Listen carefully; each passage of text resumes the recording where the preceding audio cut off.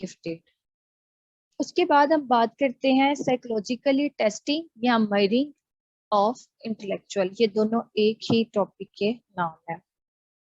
आपकी जो बुक है उसके अंदर ये मेजरिंग इंटेलिजेंस के नाम से है और सिलेबस के अंदर साइकोलॉजिकल टेस्टिंग के नाम से है।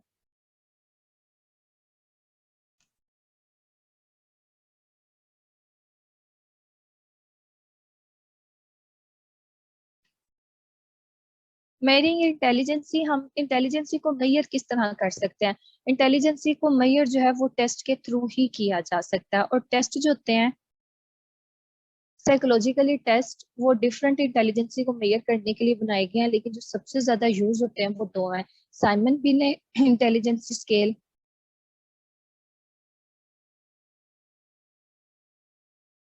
इंटेलिजेंस स्केल, और वेज बैचलर अडल्ट इंटेलिजेंसी स्केल। अच्छा जी, वन बाय वन हम इन दोनों को डिस्कस करते हैं। सबसे पहले हम बात करते हैं साइमन बिनेट स्केल की। इसकी थोड़ी सी मैं आपको हिस्ट्री बता दूं।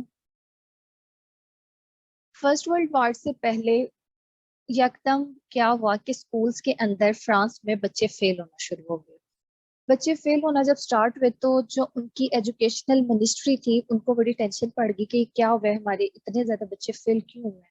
उन्होंने बीने को कहा, फ्रेंच एजुकेशनल मिनिस्ट्री ने, कि हमें जो है ना वजह ढूंढ के बताओ कि बच्चे फेल क्यों हुए हैं। बच्चों की जो आईक्यू है, बच्चों के इंटेलिजेंसी में क्या प्रॉब्लम आई है या क्या वजह है।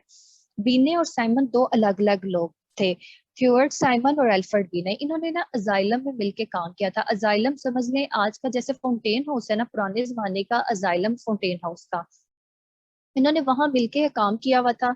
बीने ने साइमन को ऑफर की कि आओ मेरे साथ रिसर्च करो और हम एक स्केल डेवलप करते हैं जिससे हमें पता चले बच्चों की जो इंटेलिजेंसी है वो क्या है। इन दोनों ने मिलके काम स्टार्ट किया और 1905 के अंदर सबसे पहला इन्होंने इंटेलिजेंसी स्केल इंट्रोड्यूस करवाया। उसके अंदर 30 क्वेश्चन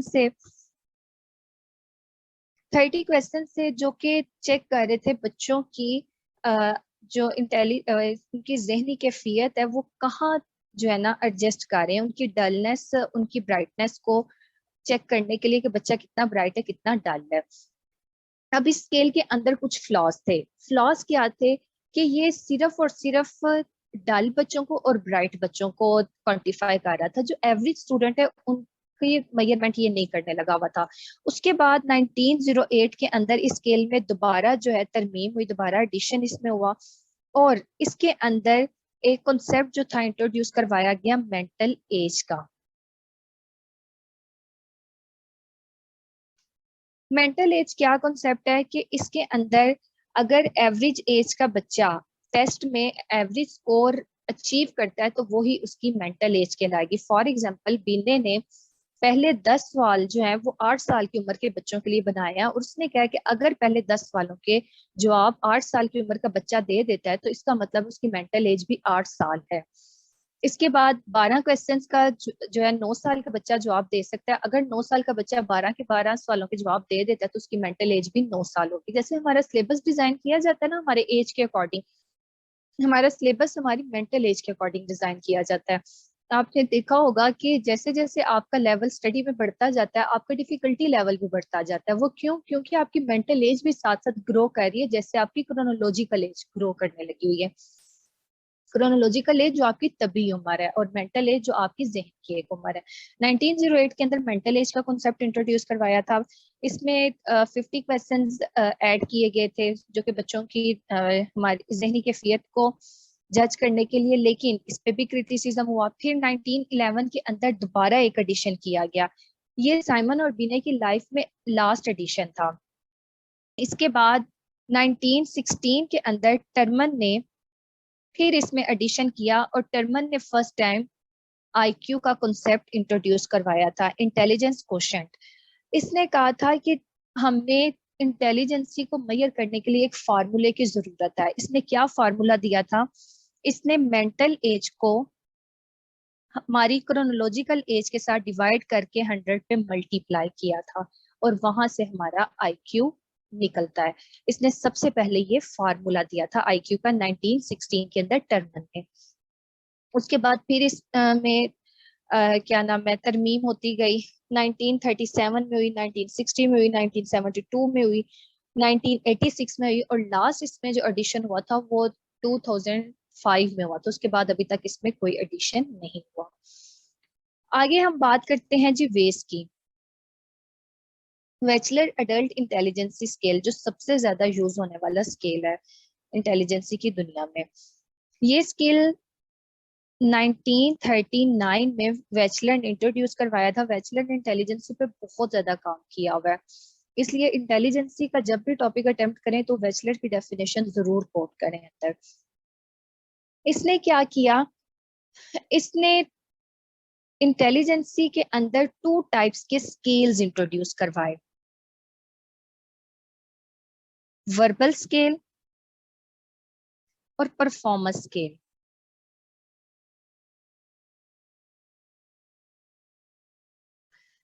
वर्बल स्केल्स जो कि हमारी वर्बल एबिलिटीज को क्वांटिफाई करते थे, जबकि परफॉर्मेंस स्केल हमारी परफॉर्मेंस को।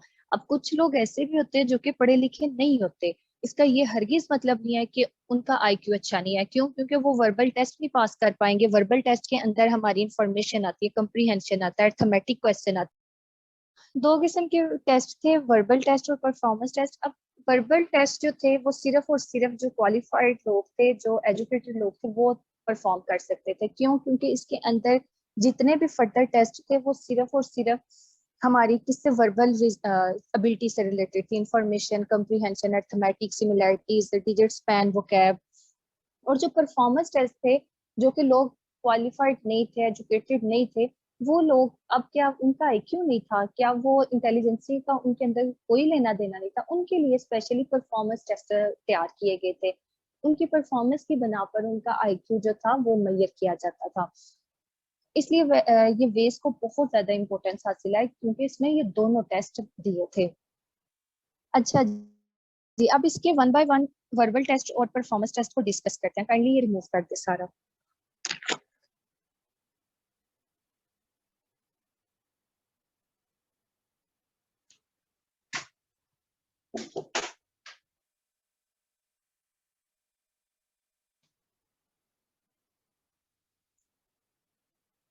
सबसे पहले देखते हैं जी वर्बल टेस्ट। वर्बल टेस्ट में सबसे पहले हमारे पास आती है इंफॉर्मेशन। इंफॉर्मेशन के अंदर क्या होते हैं, 29 क्वेश्चंस होते हैं, 29 स्टेटमेंट्स होती हैं। आस्ते आस्ते इसका डिफिकल्टी लेवल हाई होता जाता है। अगर 5 मुसलसल क्वेश्चंस का एक इंसान आंसर नहीं कर पाता तो ये टेस्ट क्विट करके नेक्स्ट टेस्ट की तरफ मूव कर दिया जाता है। सेकेंड टेस्ट है जी कंप्रीहेंशन।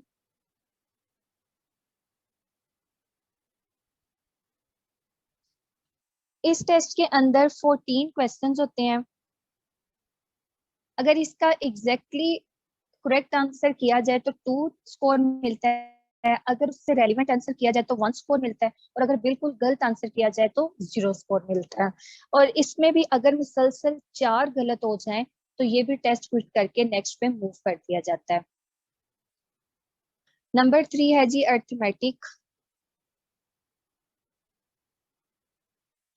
अर्थमेटिक में मैथ से रिलेटेड क्वेश्चन होते हैं। इसके अंदर टोटल 14 क्वेश्चन होते हैं, जिसमें टाइम हमें दिया जाता है। पहले 4 क्वेश्चंस को सॉल्व करने के लिए 15 सेकंड्स दिए जाते हैं, जबकि 5 से 10 तक हमें 30 सेकंड्स दिए जाते हैं, और 11 से 14 तक के लिए 60 सेकंड्स दिए जाते हैं। और अगर एक इंसान जल्दी इसे फिल कर लेता है तो हमें बोनस भी मिलता है लास्ट वाले क्वेश्चंस में 15-15 सेकंड्स का, क्योंकि ये थोड़े से डिफिकल्ट होते हैं लास्ट वाले क्वेश्चन। और ये क्वेश्चंस पता है किस टाइप के होते हैं, इसमें ऐसे डायरेक्ट मैथ के क्वेश्चन नहीं किया जाता कि 2-3 प्लस कर दो या 4-5 प्लस कर दो। इसमें इस टाइप के क्वेश्चन होते हैं कि एक आदमी है, उसके पास 6 अंडे हैं, उसने 2 अंडे जो हैं अपने दोस्त को दिए, एक अंडा उसके दोस्त ने उसे वापस कर दिया, फिर उसने अपने घर आके 3 अंडे दिए, बकाया कितने अंडे बचे, इस तरह करके ना ये क्वेश्चंस अर्थमेटिक के होते हैं। अच्छा जी, उसके बाद थर्ड फोर्थ नंबर पे टेस्ट होता है सिमिलैरिटीज। सिमिलैरिटीज जिस के टोटल 13 पेयर्स होते हैं। इसमें टू टू पेयर्स होते हैं और उन पेयर्स के आपस में हमने ये हमारे ना रीजनिंग वाले टेस्ट के अंदर भी ये ऐड होती है, जिसमें टू पेयर्स होते हैं, उन दोनों के दरमियान में हमने रिलेशन बताना होता है कि इनमें क्या रिलेशन है। जैसे एप्पल और बनाना, इनके दरमियान में क्या रिलेशन है फ्रूट का। स्नेक और क्रोकोडाइल, इन दोनों के दरमियान में रिलेशन क्या है, रेप्टाइल्स हैं ये दोनों। इस तरह के इसमें क्वेश्चन होते हैं सिमिलरिटीज में। अगर इसकी सही सिमिलरिटी बताई जाए तो 2 मार्क्स मिलते हैं। अगर मतलब रेलिवेंट बताई जाए तो 1 नंबर मिलता है, और बिल्कुल अगर गलत बताई जाए तो 0 होते हैं। 4 मुसलसल गलत आंसर करने पे ये भी टेस्ट क्विट कर दिया जाता है। उसके बाद है जी 4th नंबर पे digit span.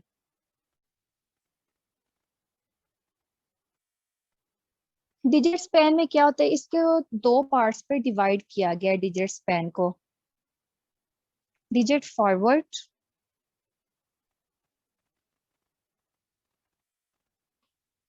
Digit backward.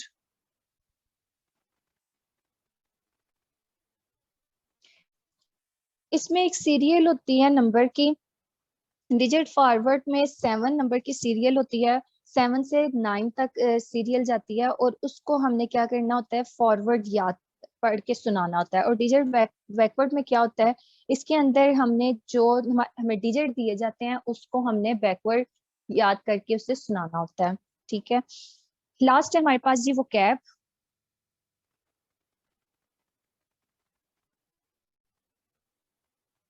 Vocabulary. Vocabulary के टोटल इसके 6 टेस्ट ही हैं वर्बल के। वोकेबलरी के अंदर 40 वर्ड्स होते हैं। 40 वर्ड्स की लिस्ट होती है। हमने हर वर्ड की प्रोनाउंसिएशन और उसका एग्जैक्ट मीनिंग बताना होता है ये क्या है। अगर तो ये दोनों चीजें ठीक बता दें तो 2 नंबर आते हैं। अगर एक चीज ठीक बताएं और एक गलत बताएं तो 1 नंबर आता है। और अगर दोनों चीजें गलत बताएं तो 0 नंबर आता है। और अगर मुसलसल 5 वर्ड्स का हम प्रोनाउंसिएशन या उसकी मीनिंग नहीं बता पा रहे तो ये टेस्ट भी क्विट कर दिया जाता है। ये थे सारे जी वर्बल टेस्ट। आगे हम बात करते हैं परफॉर्मेंस टेस्ट की।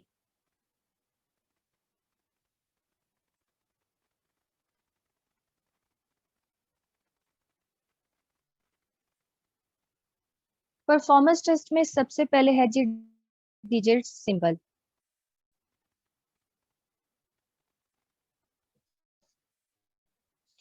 डिजिट सिंबल क्या होता है, इसके अंदर आपको इस तरह करके कुछ डिजिट लिखे मिलते हैं, जैसे 1 2 3 4 5। इनके नीचे कुछ सिंबल्स होते हैं, plus, divide, multiply, question mark. इस तरह आपके पास 10 तक काउंटिंग होती है और उसके नीचे कुछ सिंबल्स होते हैं। आपको एक दफा वो सिंबल्स दिखाए जाते हैं और उसके बाद आपको सिर्फ डिजिट दिखाया जाता है और कहा जाता है कि इनके नीचे जो सिंबल्स हैं वो आपने फिल करने हैं। ऐसे सीधे सीधे नहीं होते 1 2 3 4 5 की वो सीक्वेंस नहीं होता। कहीं 2 होगा, 5 4 6 10, और आपको कहा जाएगा इनके नीचे सिंबल्स फिल करें। ये है जी डिजिट सिंबल। उसके बाद सेकंड टेस्ट है पिक्चर कंप्लीशन।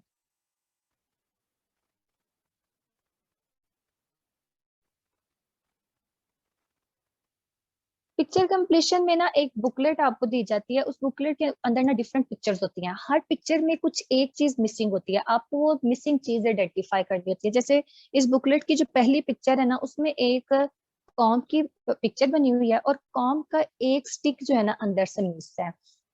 उसके बाद नेक्स्ट के अंदर एक टेबल बना है, टेबल की एक लेग मिस है। इस तरह नेक्स्ट पेज पे एक ये जो है क्लॉक बना हुआ है, क्लॉक के अंदर उसकी जो सेकंड वाली सुई है वो मिस है। तो आपने पिक्चर कंप्लीशन के अंदर जो मिसिंग पार्ट होता है पिक्चर का वो बताना होता है, आइडेंटिफाई करना होता है।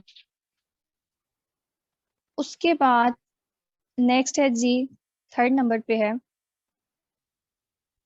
Block design. ब्लॉक डिजाइन में क्या होता है, आपको रेड और व्हाइट कलर के ब्लॉक्स दिए जाते हैं। आपको उसके सामने एक डिजाइन दिखाया जाता है और कहा जाता है कि जिस तरह का ये डिजाइन बना हुआ है एज इट आप अपने ब्लॉक का भी डिजाइन इस तरह बनाएं। इसमें आपके टाइम देखा जाता है कि आप कितनी स्पीड से और कितना टाइम लेकर इसको बनाने लगे हुए हैं। कुल इसके 10 डिजाइन होते हैं। इसके 10 डिजाइन होते हैं और हर डिजाइन के टोटल 4 मार्क्स होते हैं। पहले 6 डिजाइन के लिए आपको 1 मिनट दिया जाता है, जबकि 7 से लेकर 10 तक डिजाइन के लिए आपको 120 सेकेंड्स दिए जाते हैं, मतलब 2 मिनट दिए जाते हैं। ठीक है जी। उसके बाद 4th नंबर पे टेस्ट है पिक्चर अरेंजमेंट।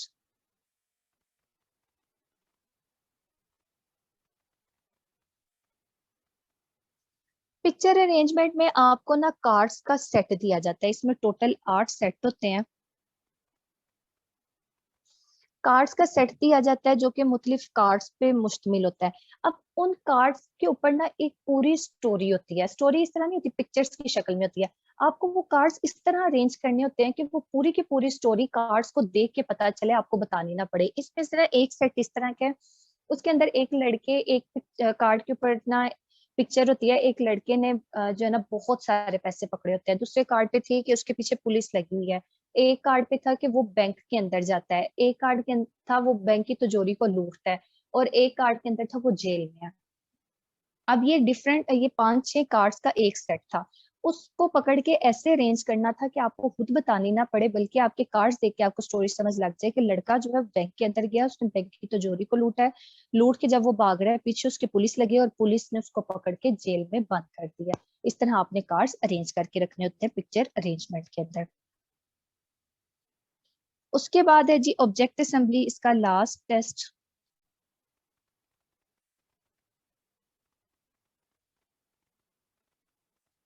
ऑब्जेक्ट असेंबली अक्सर हमने पजल खेली है, जिसके अंदर कार्ड्स जो वो गत्ते के ऊपर वो बने होते हैं, डिफरेंट उसके छोटे छोटे से पजल्स बने होते हैं, उन्हें हमें जोड़ के एक पूरी पिक्चर बनानी होती है। ऑब्जेक्ट असेंबली भी इसी तरह का ही है, सेम। इस तरह लकड़ी के टुकड़े होते हैं, वो अलग अलग होते हैं, उनको जोड़ के एक पिक्चर बनानी होती है। इसमें एक एलिफेंट की पिक्चर थी, एक फेस की पिक्चर थी, टोटल इसमें ना 4 पिक्चर्स होती हैं। तो उसमें हम टाइम देखते हैं कि कितनी जल्दी इसने जोड़ लिया। अगर तो ये 1 मिनट से पहले जोड़ लिए जाते हैं तो उसमें फिर बोनस टाइम भी दिया जाता है। ये होते हैं सारे जी परफॉर्मेंस टेस्ट, और बाद में इनकी स्कोरिंग की जाती है। स्कोरिंग करके हमारा आईक्यू निकलता है। इस टेस्ट पे मेरा आईक्यू निकला था 166। अच्छा जी, ये था हमारा बैचलर टेस्ट। इसमें वेज के साथ एक विस्क भी बनाया था, Wechsler intelligence scale for children. इन दोनों में फर्क क्या है जी? बैचलर अडल्ट इंटेलिजेंस स्केल और Wechsler intelligence scale for children, ये 16 से 64 साल की उम्र के लोगों पे अप्लाई होता है, जबकि ये स्केल 5 से 15 साल की उम्र के लोगों पर अप्लाई होता है। सेम इसमें टेस्ट जो थे वो सेम ही थे, वर्बल स्केल और परफॉर्मेंस स्केल। जो 5 से 15 साल की उम्र के लोगों पे अप्लाई होता है, उनकी टेस्ट में डिफिकल्टी लेवल कम थी, जबकि अडल्ट में डिफिकल्टी लेवल थोड़ी हाई थी। ये हो गया हमारी साइकोलॉजिकली मेजरमेंट या साइकोलॉजिकली टेस्ट।